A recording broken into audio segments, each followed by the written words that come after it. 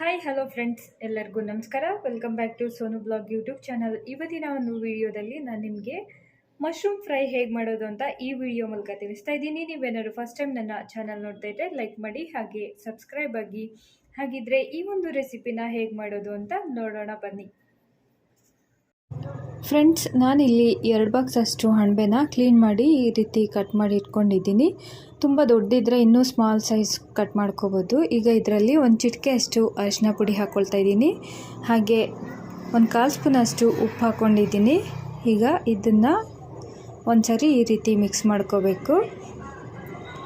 ಅಣಬೆ colour change ಆಗಿಬಿಡುತ್ತೆ, ಅದಕ್ಕೋಸ್ಕರ ಉಪ್ಪು ಮತ್ತು ಅರಿಶಿನ ಪುಡಿ ಹಾಕಿ ಮಿಕ್ಸ್ ಮಾಡೋದು. ಮತ್ತು ಒಂದು ಮಿಕ್ಸಿಂಗ್ ಬೌಲ್ಗೆ 1 ಕಪ್ ಅಷ್ಟು ಕಾರ್ನ್ಫ್ಲೋರ್ ಮತ್ತು 1 ಕಪ್ ಅಷ್ಟು ಮೈದಾ ಹಿಟ್ಟು, 1/4 ಸ್ಪೂನ್ ಪೆಪ್ಪರ್ ಪೌಡ್ರ್ ಹಾಕ್ಕೊಳ್ತಾ ಇದ್ದೀನಿ. ಹಾಗೆ 1 ಟೇಬಲ್ ಸ್ಪೂನ್ ಅಷ್ಟು ಖಾರದ ಪುಡಿ ಹಾಕಿದ್ದೀನಿ. ಮತ್ತು 1/4 ಸ್ಪೂನ್ ಜೀರಿಗೆ ಪೌಡರ್, 1/4 ಸ್ಪೂನ್ ಕೊತ್ತಂಬರಿ ಪೌಡ್ರ್ ಹಾಕ್ಕೊಂಡಿದ್ದೀನಿ. ಮತ್ತು ಅರ್ಧ ಸ್ಪೂನ್ ಅಷ್ಟು ಉಪ್ಪು ಹಾಕ್ಕೊಂಡಿದ್ದೀನಿ. 1/4 ಸ್ಪೂನ್ ಅಷ್ಟು ಶುಂಠಿ ಬೆಳ್ಳುಳ್ಳಿ ಪೇಸ್ಟ್ ಹಾಕ್ಕೊಂಡಿದ್ದೀನಿ. ಅರ್ಧ ಸ್ಪೂನಷ್ಟು ಅಕ್ಕಿ ಹಿಟ್ಟು ಹಾಕ್ಕೊಳ್ತಾ ಇದ್ದೀನಿ. ಈಗ ಒಂದ್ಸರಿ ಚೆನ್ನಾಗಿ ಮಿಕ್ಸ್ ಮಾಡಬೇಕು. ಈಗ ಸ್ವಲ್ಪ ಅಡುಗೆ ಎಣ್ಣೆ ಹಾಕ್ಕೊಳ್ತಾ ಇದ್ದೀನಿ. ನಾನಿಲ್ಲಿ 1 ಟೀ ಸ್ಪೂನಷ್ಟು ಯೂಸ್ ಮಾಡಿದ್ದೀನಿ. ಈಗ ಇನ್ನೊಂದು ಸರಿ ಮಿಕ್ಸ್ ಮಾಡ್ಕೊಳ್ಳೋಣ.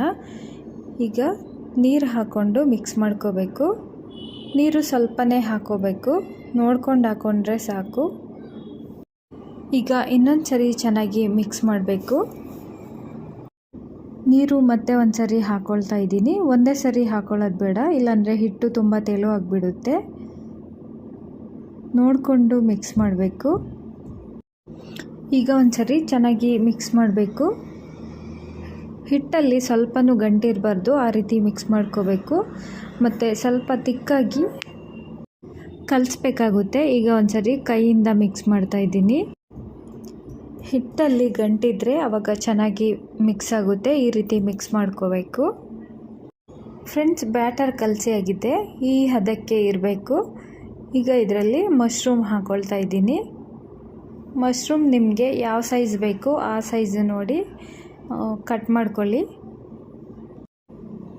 ತುಂಬ ದೊಡ್ಡ ಪೀಸಸ್ ಹಾಕಿದರೆ ಫ್ರೈ ಆಗೋದು ಲೇಟ್ ಆಗುತ್ತೆ. ಸೊ ಮೀಡಿಯಮ್ ಸೈಜ್ ಮಾಡಿಕೊಂಡ್ರೆ ಒಳ್ಳೆಯದು. ನಾನು ಈ ರೀತಿ ಪೀಸಸ್ ಮಾಡ್ಕೊಳ್ತಾ ಇದ್ದೀನಿ ನೋಡಿ. ಈಗ ಒಂದ್ಸರಿ ಚೆನ್ನಾಗಿ ಮಿಕ್ಸ್ ಮಾಡ್ಕೊಳ್ಳೋಣ.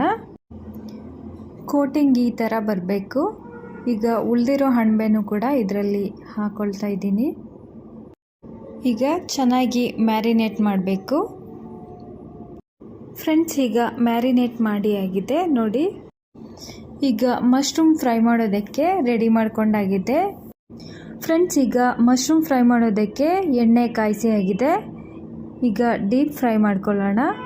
ಹೈ ಫ್ಲೇಮಲ್ಲೇ ಫ್ರೈ ಮಾಡಬೇಕು. ಮ್ಯಾರಿನೇಟ್ ಮಾಡಿರೋ ಅಣಬೆನ 1 ಬೈ 1 ಹಾಕ್ತಾ ಇದ್ದೀನಿ. ಈಗ ಗೋಲ್ಡನ್ ಕಲರ್ ಬರೋವರೆಗೂ ಫ್ರೈ ಮಾಡ್ಕೊಳ್ಳೋಣ. 2 ಕಡೆಯೂ ಡೀಪ್ ಫ್ರೈ ಮಾಡಬೇಕು. ಈ ರೀತಿ ತಿರುಗಿಸಿ ಹಾಕಬೇಕು. ಈ ರೀತಿ ಮಾಡೋದ್ರಿಂದ ಎಲ್ಲ ಕಡೆಯೂ ಚೆನ್ನಾಗಿ ಫ್ರೈ ಆಗುತ್ತೆ. ಫ್ರೆಂಡ್ಸ್, ಈಗ ಮಶ್ರೂಮ್ ಕಲರ್ ಚೇಂಜ್ ಆಗಿದೆ ನೋಡಿ. ಈ ಕಲರ್ ಬಂದರೆ ಮಶ್ರೂಮ್ ಫ್ರೈ ಆಗಿದೆ ಅಂತ ಗೊತ್ತಾಗುತ್ತೆ. ಈಗ ಎಣ್ಣೆಯಿಂದ ಮಶ್ರೂಮ್ ರಿಮೂವ್ ಮಾಡೋಣ. ಫ್ರೆಂಡ್ಸ್, ಕೆಲವರು ಫುಡ್ ಕಲರ್ ಯೂಸ್ ಮಾಡ್ತಾರೆ. ನಾನು ಯಾವುದೇ ಫುಡ್ ಕಲರ್ ಯೂಸ್ ಮಾಡಿಲ್ಲ. ಫುಡ್ ಕಲರ್ ಬೇಕಂದರೆ ಯೂಸ್ ಮಾಡ್ಬೋದು, ಇಲ್ಲಾಂದರೆ ಸ್ಕಿಪ್ ಮಾಡ್ಬೋದು. ಈಗ ಮಶ್ರೂಮ್ ಫ್ರೈ ಮಾಡಿ ಆಗಿದೆ. ಇದನ್ನು ಒಂದು ಟ್ರೇಯಲ್ಲಿ ಹಾಕ್ಕೊಳ್ತಾ ಇದ್ದೀನಿ. ಫ್ರೆಂಡ್ಸ್, ಮತ್ತೆ ಉಳಿದಿರೋ ಮಶ್ರೂಮ್ ಕೂಡ ಇದೇ ರೀತಿ ಫ್ರೈ ಮಾಡ್ಕೋಬೇಕು. ಫ್ರೆಂಡ್ಸ್, ಇದನ್ನು ಗೋಬಿ ಥರನೂ ಮಾಡ್ಬೋದು, ಇಲ್ಲ ಹೀಗೆ ತಿನ್ಬೋದು. ತುಂಬಾ ಚೆನ್ನಾಗಿರುತ್ತೆ. ಮತ್ತು ಮಕ್ಕಳಿಗೆ ಈ ರೀತಿ ಮಾಡಿಕೊಟ್ರೆ ತುಂಬಾ ಇಷ್ಟ ಆಗುತ್ತೆ. ಮತ್ತು ರೈಸ್ ಜೊತೆ ಕೂಡ ತಿನ್ನೋದಕ್ಕೆ ಚೆನ್ನಾಗಿರುತ್ತೆ. ನೋಡಿದ್ರಲ್ಲ ಫ್ರೆಂಡ್ಸ್, ಮಶ್ರೂಮ್ ಫ್ರೈ ಹೇಗೆ ಮಾಡೋದು ಅಂತ. ಈ ಒಂದು ರೆಸಿಪಿ ನಿಮಗೆ ಇಷ್ಟ ಆಗಿದ್ದರೆ ಲೈಕ್ ಮಾಡಿ, ಹಾಗೆ ಶೇರ್ ಮಾಡಿ. ಈವ್ನಿಂಗ್ ಸ್ನ್ಯಾಕ್ಸ್ಗೆ ತುಂಬಾ ಚೆನ್ನಾಗಿರುತ್ತೆ. ಫ್ರೆಂಡ್ಸ್, ಈ ಒಂದು ವಿಡಿಯೋ ನೋಡಿದ್ದಕ್ಕಾಗಿ ನಿಮಗೆಲ್ಲರಿಗೂ ನನ್ನ ಧನ್ಯವಾದಗಳು. Thank you for watching this video. ಮತ್ತೆ ಇನ್ನೊಂದು ವಿಡಿಯೋದಲ್ಲಿ ಸಿಗೋಣ. ಅಲ್ಲಿವರೆಗೂ ಎಲ್ಲರಿಗೂ ಬಾಯ್ ಬಾಯ್. Take care.